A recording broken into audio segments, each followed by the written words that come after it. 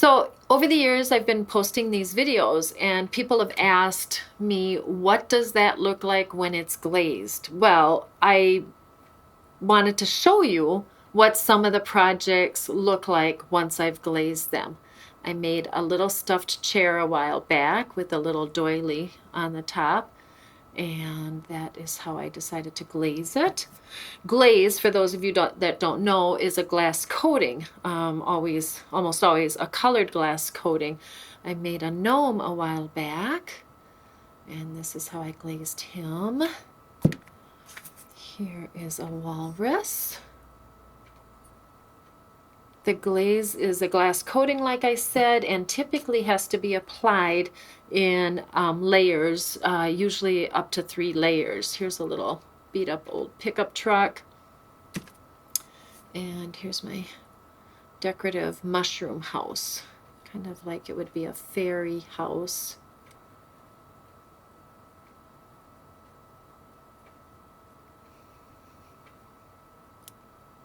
Okay, so I'm going to, I wanted to show you also, this has texture on it. So the more texture a piece has, the more variations you're going to get with the glazes seeping down into the creases and crevices of the texture, but then resting a little bit more lightly on the top of the texture. So I wanted to show you that. All right, so right now I have this hippopotamus, and he does have texture because hippopotamus have wrinkles in them.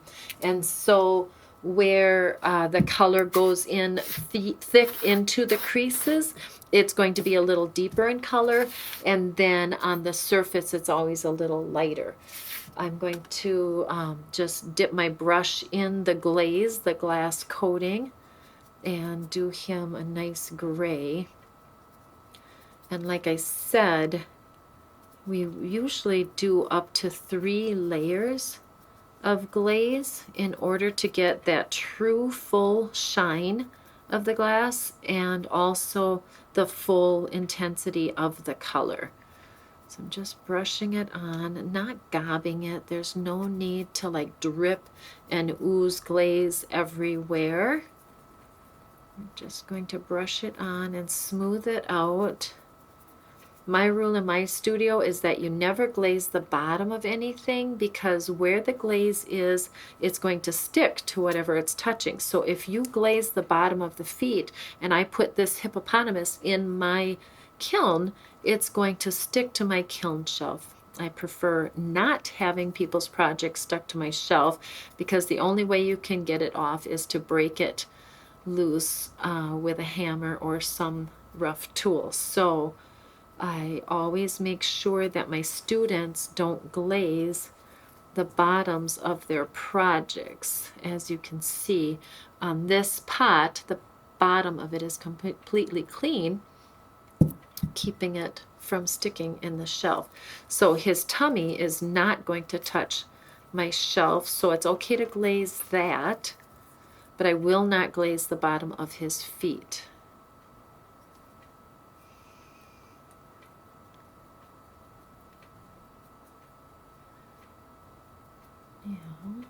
What I'm going to do actually is stop right there and use a pencil to define where I want to stop with my gray glaze and switch over to pink glaze, because I don't want to forget and go too far.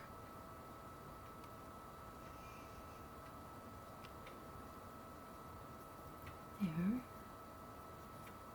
That pencil will burn off in the kiln, so it's not like I just created a line that's going to be distracting when it comes out. I'll start my second layer here, smoothing that on. And because the eye has that little texture there, the eye will stand out a little bit more. So that little crease, these wrinkles are going to show up a little bit more,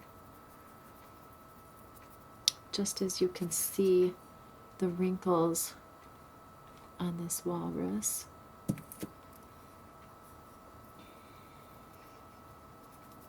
go. So because this isn't an item that's going to hold food, 2 layers is enough. And I feel like I've coated it thoroughly. So I'll put the gray off to the side, and I'm going to switch over to a smaller brush and do the nose nice and pink.